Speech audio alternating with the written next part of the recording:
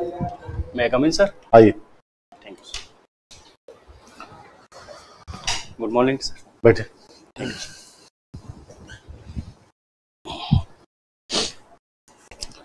आपने बीटेक किया मैकेनिकल से 2014 में। Yes sir. अभी हम 2023 में, लगभग 10 साल होने वाले हैं। जी सर। क्या कर रहे थे आप? जी सर, इससे पहले मैं थोड़े साल में एक दो साल प्राइवेट सेक्टर में काम किया।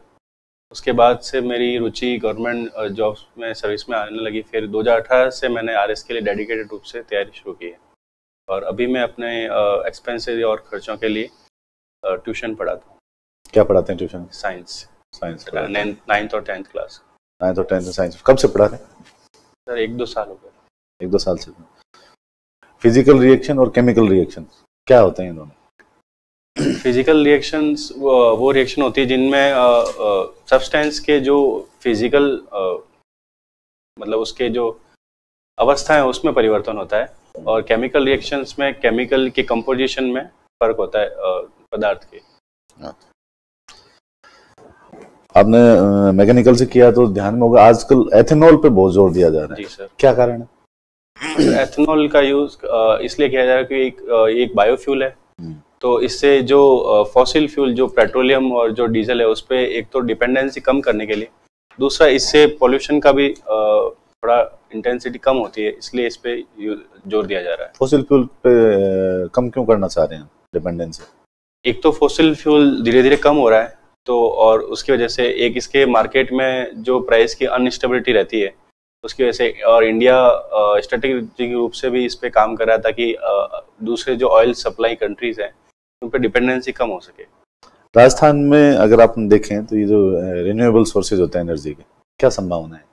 सर राजस्थान में रिन्यूएबल सोर्सेज के लिए बहुत ज़्यादा स्कोप है, क्योंकि यहाँ पे जो सोलर लाइट है उसकी इंटेंसिटी बहुत अच्छी है, उसके डेज भी काफ़ी अच्छे हैं, तो सोलर एनर्जी के लिए बहुत ज़्यादा वास्ट इसकी कैपेसिटी है। लगभग इसमें हमारा जो गोल है वो 1 गीगावाट तक का गोल है, और जो विंड एनर्जी है उसमें भी काफ़ी संभावना है वेस्टर्न राजस्थान में, क्योंकि हवाएं बहुत ज़्यादा अच्छी चलती है बिना किसी रोक टोक के, क्योंकि टोपोग्राफी ऐसी है, तो इसकी वजह से विंड एनर्जी का भी काफ़ी अच्छी।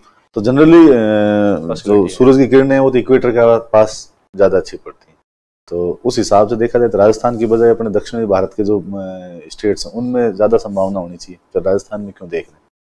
सर राजस्थान में एक तो ह्यूमिड कंडीशन, सूखा एरिया है, दूसरा जो आप जिस साउथ इंडिया की बात कर रहे हो वहाँ पे वेस्टर्न घाट्स जैसी जो जगह है वहाँ पे ह्यूमिडिटी और जो रेनफॉल है वो भी बहुत ज़्यादा होता है, मतलब उनके डेज ज़्यादा होते हैं, इस वजह से वहाँ पे जो सोलर रेज है वो इतनी ज़्यादा इफेक्टिव नहीं है जितनी यहाँ पे। राजस्थान विधानसभा के चुनाव कब है? राजस्थान विधानसभा के चुनाव 23 नवंबर को डिक्लेयर किए गए हैं। 23 नवंबर है पक्का? 23 कोई है। आपका नाम है मतदाता सूची में? जी सर। कैसे चेक कर सकते हैं? सर मतदाता सूची में नाम चेक करने के लिए एक तो हम अपने BLO से संपर्क कर सकते हैं, और दूसरा एक निर्वाचन आयोग का जो ऐप है, क्या नाम है? ई-सरल ऐसा कुछ ऐप है, मुझे याद नहीं आ रहा सर, सॉरी। मतदान प्रतिशत बढ़ाने के लिए इतनी कोशिश क्यों की जाती है? सर मतदान प्रतिशत बढ़ाने के लिए कोशिश इसलिए की जाती है ताकि ज़्यादा से ज़्यादा लोगों का जो प्रतिनिधित्व है वो लिया जा सके, ताकि जो गवर्नेंस चलाने में ज़्यादा से ज़्यादा लोग पार्टिसिपेट कर सके, उनके ज़्यादा से ज़्यादा प्रॉब्लम सॉल्व किया जा सके, और उनका पार्टिसिपेशन। अगर लोग वोट नहीं देंगे तो उनकी ज़्यादा प्रॉब्लम सॉल्व नहीं होगी? सर अगर वो लोग वोट ही नहीं देंगे तो जो जिस कैंडिडेट को वो पसंद करते हैं या जिस कैंडिडेट को वो उचित मानते हैं वो सेलेक्ट ही नहीं हो पाएगा।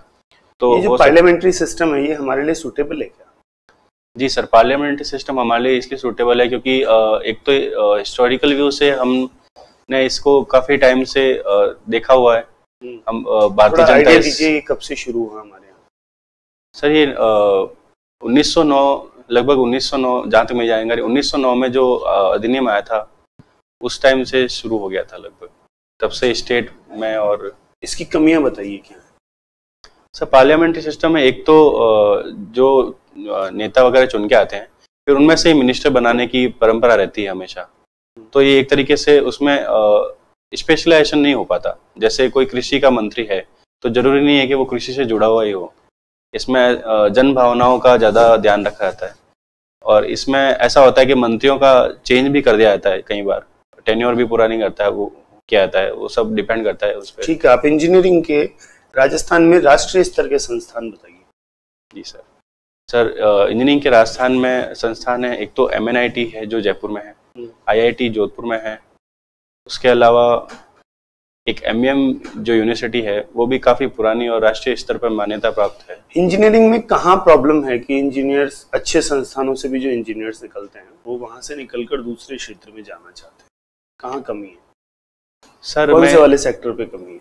सर मैं इसे दो तरीके से देखता हूँ। एक तो इंडिया में मैन्युफैक्चरिंग का जो अभी इतना मैन्युफैक्चरिंग और प्रोडक्शन में अभी इससे पहले थोड़ा सा इतना नहीं था, और अगर इसे पॉजिटिव वे में देखा जाए तो इंजीनियर्स दूसरे फील्ड में भी काफ़ी जाके अच्छा कर रहे हैं, मतलब ये उनका एक एक्स्ट्रा डायमेंशन है। क्योंकि अभी आपने इससे पहले ही संसदीय व्यवस्था में स्पेशलाइजेशन की बात की, तब मैंने आपसे प्रश्न पूछा कि इंजीनियर्स इंजीनियरिंग का ही काम क्यों नहीं करें। लोक देवता और पीर में क्या फर्क होता है? सर पीर जो वर्ड है वो एक मुस्लिम आइडियोलॉजी से लिया हुआ है, आई गेस, मुझे इसके बारे में ज़्यादा आइडिया तो नहीं है पर मैं गैस कर सकता हूँ, आप बोला। मुस्लिम जो आइडियोलॉजी में पीर बोला जाता है, संत जो बोलते हैं उनको पीर बोला जाता है शायद। ठीक है, राजस्थान में बताइए पीर। सर राजस्थान में पीर जो अपने अजमेर के चिश्ती जो साहब है उनको माना जाता है। पंच पीर कौन है फिर राजस्थान में? सर राजस्थान में पंच पीर जो हमारे 5 लोक देवता उनको भी बोला जाता है, क्योंकि हमारे यहाँ हिंदू मुस्लिम सौहार्द की भावना रही है, इसलिए मुस्लिम लोग भी उन्हें पूछते हैं, इसलिए उन्हें पंच पीर भी बोले जाते हैं। बताइए कौन कौन है? सर रामदेव जी, हड़बू जी, बाबू जी, तेजा जी और मियाँ जी मंगलिया को कहा जाता है। आप 9th और 10th को विज्ञान पढ़ाते हैं? जी सर। ठीक है, ये पाठ्यक्रम कौन बनाता है? बुक देखी आपने राजस्थान बोर्ड की? जी sir. Rajasthan, sorry sir, NCERT वाली। वो NCERT की बुक्स के लिए सिलेबस कौन बनाता है? सर NCERT की बुक्स बनाने के लिए उनकी एक अपनी कमेटी होती है, जिसमें बहुत सारे प्रोफेसर और टीचर्स को इंक्लूड करते हैं वो लोग, और जनता मतलब स्टूडेंट्स होते हैं जो सीख रहे होते हैं, उनसे भी वो सुझाव मांगते हैं। सर आपने मैकेनिकल इंजीनियरिंग की हुई है सर, ब्रेक्स के टाइप बता सकते हैं? अलग अलग तरह के ब्रेक्स कौन कौन से होते हैं? जी सर, ब्रेक के types mechanical, hydraulic brakes, pneumatic brakes, ये ब्रॉड टाइप्स होते हैं ब्रेक्स। डीजल और पेट्रोल इंजन दोनों में से मैन्युफैक्चरिंग कॉस्ट किसकी कम है? पेट्रोल इंजन की सर। ठीक है, और पॉल्यूशन दोनों में से कौन सा कम करता है? Petrol engine. Petrol engine. आपने अभी थोड़ी देर पहले बताया आपने 2-3 साल अपनी ग्रेजुएशन के बाद जॉब किया था, किस तरह की जॉब प्रोफाइल थी, आप क्या करते थे? सर एक सोलर फार्म थी, उसमें सेल्स से रिलेटेड कुछ काम था। सोलर, अभी राजस्थान में सोलर एनर्जी के क्षेत्र में हम कितना प्रोडक्शन कर रहे हैं? सर सोलर एनर्जी के क्षेत्र में लगभग 28,000 मेगावाट, सॉरी सर 10,000 मेगावाट के आसपास हम कर रहे हैं।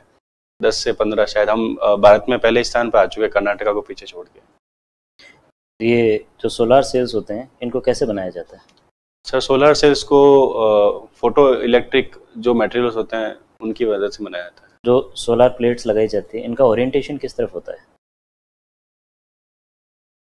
किस तरफ मुंह करके लगाते हैं इनको? सर सनराइज की तरफ करके लगाते हैं, लेकिन में डाइवर्ट करने के लिए भी मैकेनिज्म लगा होता है जो सन रेज के साथ, ताकि इस पर सीधी पड़ सके किरणें।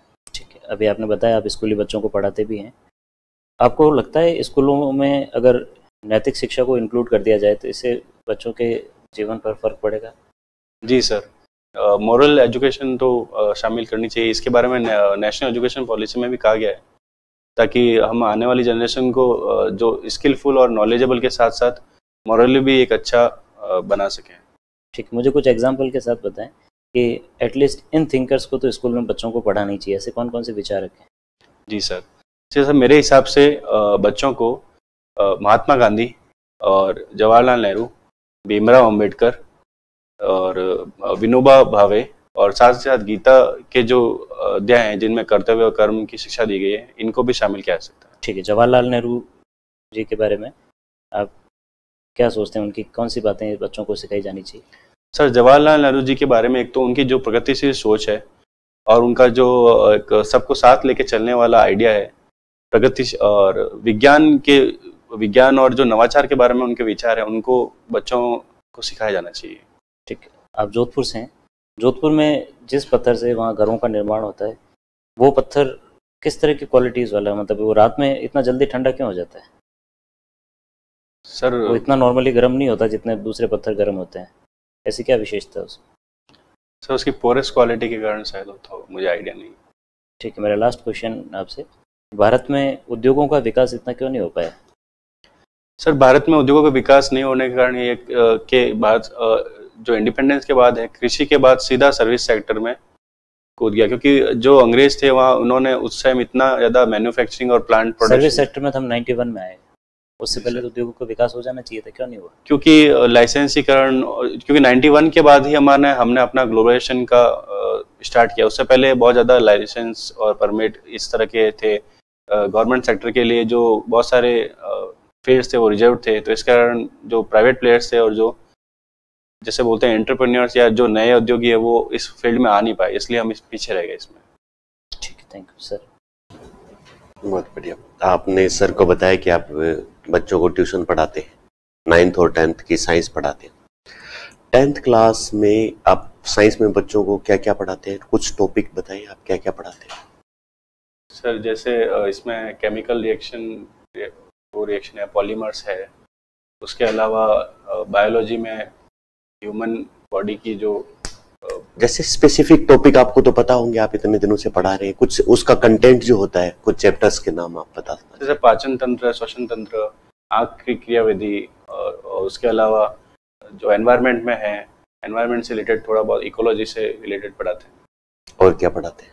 उसके अलावा उष्मा फिजिक्स का जो उष्मा और हीट कंडक्टिविटी और विद्युत संचालन, ऐसा टॉपिक इसमें शामिल है। अच्छा, और 9th में क्या क्या पढ़ाते हैं? सर 9th में जो बल है, फिजिक्स में बल, फ्रिक्शन, घर्षण। उसके अलावा इसमें एनवायरनमेंट और बायोलॉजी के जो जैसे बायोलॉजी में सेल, कोशिका और जो उसके पहले से कोशिका उत्तक, उनसे रिलेटेड टॉपिक्स हैं उसमें। सर ये सब टॉपिक आप पढ़ाते हैं। जो सेल होती है वो कितने प्रकार की होती है? सर मेनली सेल को 2 टाइप में डिवाइड किया था, जंतु कोशिका और पादप कोशिका। एक उसके अलावा सर उसका एक और वो यूकैरियोटिक और प्रोकैरियोटिक। क्या फर्क होता है दोनों? यूकैरियोटिक और प्रोकैरियोटिक में सर यूकैरियोटिक जो सेल होती है उसमें सारा कोशिका का जो बाह्य और जो रूप होता है वो एक ही उसमें बॉडी में होता है, उसमें अलग अलग पार्ट्स नहीं होते हैं। प्रोकैरियोटिक में सभी पार्ट्स डिफाइन रूप से अलग अलग रूप से एग्जिस्ट करते हैं। वायरस किस प्रकार की कोशिका है? सर वायरस एक यूकैरियोटिक टाइप कोशिका। वायरस एक यूकैरियोटिक टाइप की सेल है। चलिए, गुड। आपकी हॉबी है गार्डनिंग, राइट? गार्डन और पार्क में क्या फर्क होता है? सॉरी सर, डिफाइन नहीं कर थोड़ा सा आप आइडिया लगाना चाहें, अनुमान लगाना चाहें। सर गार्डन में हम जो एक डिजायर्ड जो प्लांट्स होते हैं उनको डिजायर्ड वे में प्लांटेशन करते हैं, और पार्क में एज ए नॉर्मल कुछ भी कैजुअल फॉर्म में हम गार्डन, मतलब एज ए जंगल बोल सकते हैं। क्या मतलब आपने घर में गार्डन डेवलप कर रखा है, या फिर आपने कहीं अपने बाहर किसी फील्ड वगैरह, खेत वगैरह में गार्डन बनाया हुआ? जी सर, मैंने अपने घर में टेरिस के ऊपर गार्डन, टेरिस गार्डन आपने बनाया, पॉट्स में लगा रखे हैं। ओके, कौन से टाइप के प्लांट आपने अपने गार्डन में लगाए? सर मैंने अपने गार्डन में मेनली फ्लावरिंग प्लांट्स, उसके अलावा जो घर में यूजुअली लगाते हैं कुछ एक्सोटिक है, कुछ मेडिसिनल प्लांट्स हैं, वो लगा रखे हैं। कुछ नाम बताएंगे? जैसे सर मेडिसिनल प्लांट्स में तुलसी है, उसके अलावा एक अजवाइन का पौधा जिसको बोलते हैं, अजवाइन का नहीं होता है वो पौधा है। उसके अलावा एक्सोटिक प्लांट में purple heart, snake plant, spider plant, और फ्लावरिंग प्लांट्स में मॉस रोज, मोगरा और सॉरी इनमें से आपके ये जितने भी प्लांट आपने लगाए हैं उनमें कौन से फल देते हैं? सर फल देने वाले प्लांट्स नहीं, कोई भी नहीं लगाए? एक भी नहीं लगाए? सर वो पॉट्स में नहीं लग सकते? लगना मतलब सोच के देख सकते हो आप? लग सकते हैं लेकिन वो फिजिबल नहीं है सर। ठीक है, वो लगा सकते हैं। लगा सकते हैं। मेरा अंतिम सवाल आपसे, क्या गार्डन लगाने के पीछे कोई हमारे भारतीय परंपरागत या फिर यूं कहे विश्व के बहुत सारे देशों में प्रैक्टिस की जाने वाली वास्तु का भी कोई महत्व होता है क्या? वास्तु के हिसाब से अगर कोई व्यक्ति आपसे राय मांगे कि मुझे घर में गार्डन डेवलप करना है, तो आप उसको कहाँ सजेस्ट करेंगे? सर इसके बारे में मुझे आइडिया नहीं है, लेकिन वास्तु के हिसाब से घर के जो एंट्रेंस है वहाँ पे केली का पौधा या इस तरह के बालकनी में जो बेल का पौधा इस तरीके से लगाया जा सकता है। इंडोर प्लांट्स में स्नेक प्लांट्स वगैरह जो पौधे आते हैं वो लगाया सकते हैं अधिक ऑक्सीजन के लिए। सर निष्काम कर्मयोग क्या है? निष्काम कर्मयोग गीता में जिसको कहा गया है कि किसी भी कार्य को करें तो उसके जो फल के प्रति आपकी आसक्ति हो उसे अगर वो हटा दिया जाए और उस काम को पूरी लगन से किया तो उसे निष्काम कर्मयोग आता है। मनुष्य के लिए संभव है ये? तो मनुष्य के लिए संभव तो नहीं है, लेकिन उसे बार बार अभ्यास के द्वारा ऐसा अपने आप को ढाला जा सकता है, उसे स्किलफुल बनाया जा सकता है। बना ये तो किया जा सकता है, लेकिन मनुष्य के लिए संभव लगता नहीं कि जब तक कोई आपको परिणाम का नहीं पता तो आप तैयारी कर लो। आप तैयारी कर रहे हैं एग्जाम के लिए सर, अगर बार बार अगर ऐसी चीज को जैसे बोला जाता है मनन किया जाए, चिंतन किया जाए तो ये पॉसिबल है। बहुत सारे लोग ऐसा करते हैं। चलिए, thank you. Thank you sir.